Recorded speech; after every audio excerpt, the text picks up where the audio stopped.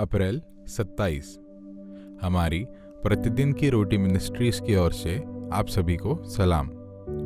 आज के वचन का शीर्षक है चिंता को उतार फेंको, जिसे लिया गया है पवित्र शास्त्र के मत्ती 13 उसका 1 से 8 और 18 से 23। उसी दिन यीशु घर से निकलकर झील के किनारे जा बैठा और उसके पास ऐसी बड़ी भीड़ इकट्ठा हुई कि वह नाव पर चढ़ गया और सारी भीड़ किनारे पर खड़ी रही। और उसने उनसे दृष्टांतों में बहुत सी बातें कही कि देखो, एक बोने वाला बीज बोने निकला। बोते समय कुछ बीज मार्ग के किनारे गिरे और पक्षियों ने आकर उन्हें चुग लिया। कुछ पथरीली भूमि पर गिरे जहां उन्हें बहुत मिट्टी ना मिली और गहरी मिट्टी ना मिलने के कारण वे जल्द उग गए। पर सूरज निकलने पर वे जल गए और जड़ न पकड़ने से सूख गए। कुछ झाड़ियों में गिरे और झाड़ियों ने बढ़कर उन्हें दबा डाला।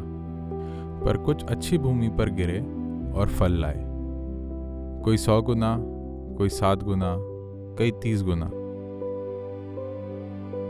सो तुम बोने वाले का दृष्टांत सुनो। जो कई राज्यों का वचन सुनकर नहीं समझता, उसके मन में जो कुछ बोया गया था उसे वह दृष्ट आकार छीन ले जाता है। यह वही है जो मार्ग के किनारे बोया गया था।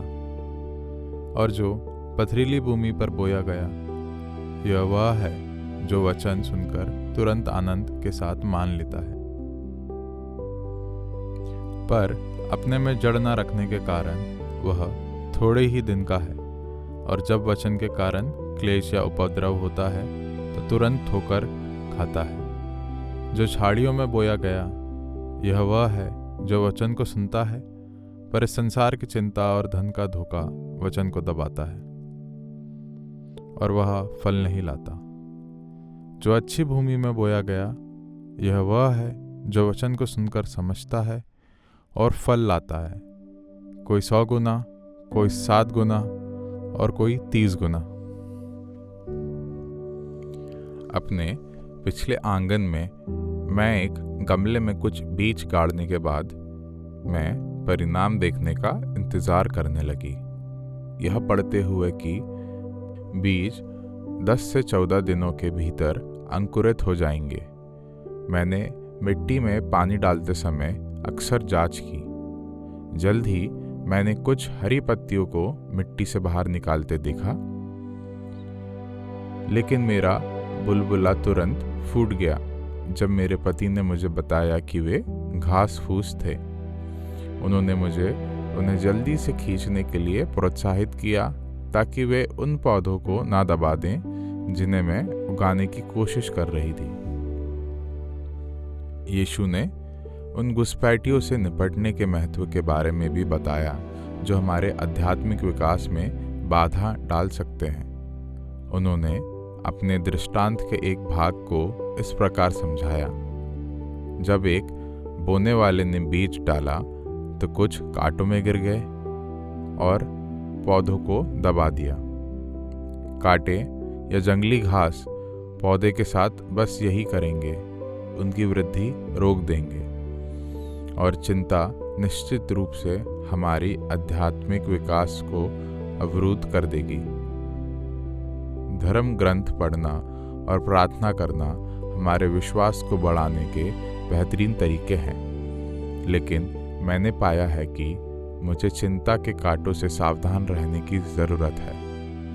वे मेरे अंदर डाले गए अच्छे शब्द को घोट देंगे, जिससे मेरा ध्यान इस बात पर केंद्रित हो जाएगा कि क्या गलत हो सकता है।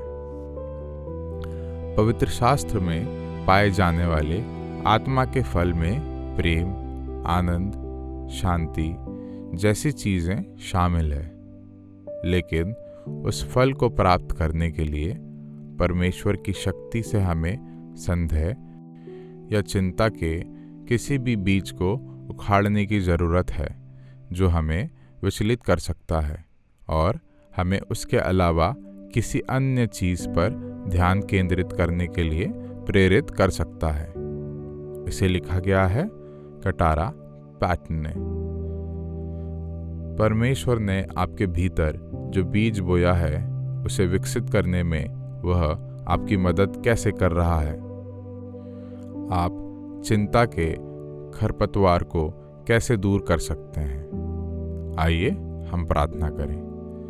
प्रिय स्वर्गीय पिता, कृपया मुझे चिंता और कपटपूर्ण विचारों को त्यागते हुए अक्सर घास फूस उखाड़ने की याद दिलाएं, ताकि मैं आप में विकसित हो सकूं और फल ला सकूं। आमीन।